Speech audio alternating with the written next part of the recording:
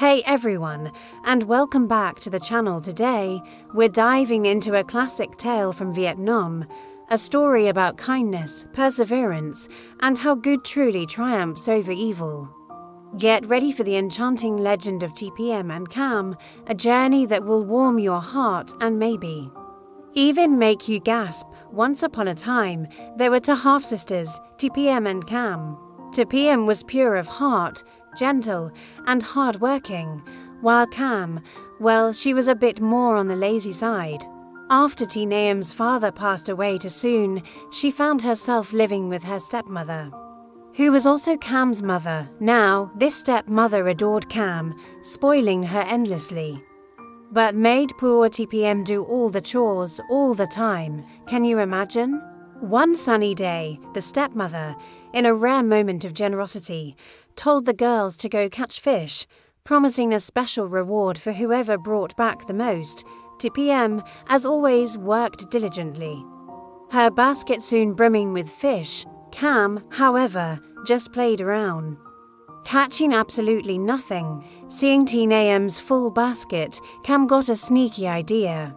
She tricked Tam into going down to the pond to wash her hair, and while Tam was busy, Cam snatched all her fish. When Tam returned to find her basket empty, her little heart broke and she began to cry. But guess what?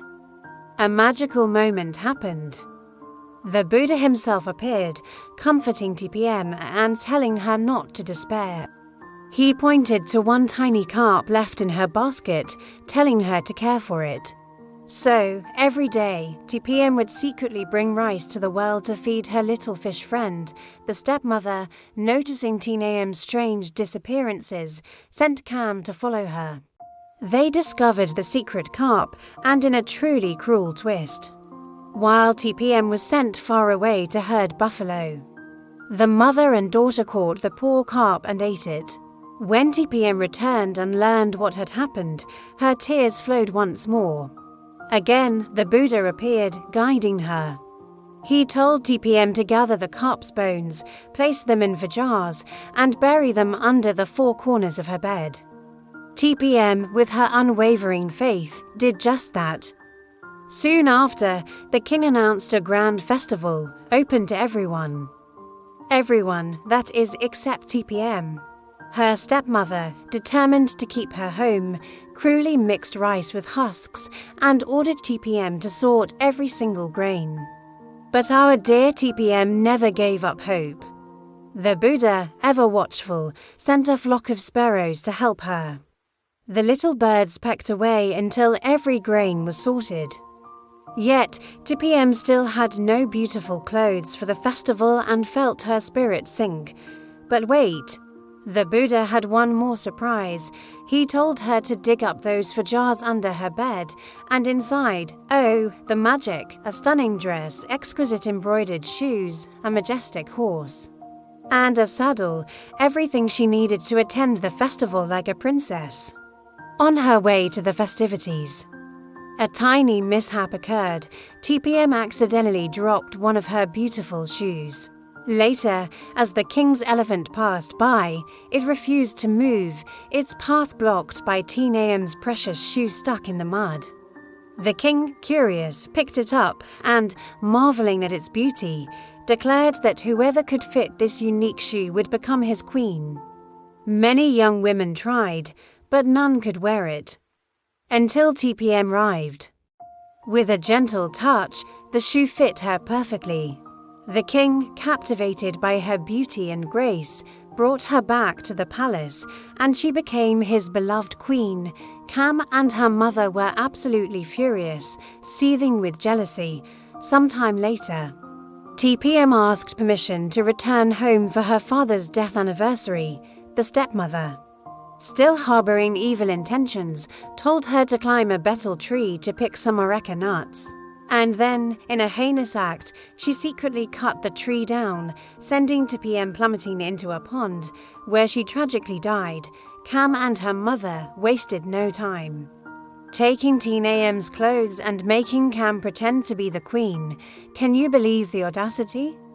But Tam story doesn't end there. Her spirit, strong and resilient, transformed. First into a golden bird, a vangan that flew back to the palace and sang near the grieving king. Cam, driven by her cruel nature, killed the bird and buried its feathers. But from those feathers grew to beautiful zoan trees. The trees were later cut down and made into a weaving loom, but the loom began to speak in a haunting voice, terrifying Cam, who then burned it. The ashes drifted away, landing in a garden, and grew into a persimmon tree with one large, golden fruit. An old woman, selling water nearby, found the beautiful fruit and took it home one day. The fruit split open, and guess who emerged? TPM'd alive again. She began helping the kind old woman with her housework. One day, the king, still heartbroken over the loss of his beloved queen, passed by the old woman's house and saw a betel quid folded beautifully, exactly the way TPM used to make them. His heart fluttered with hope.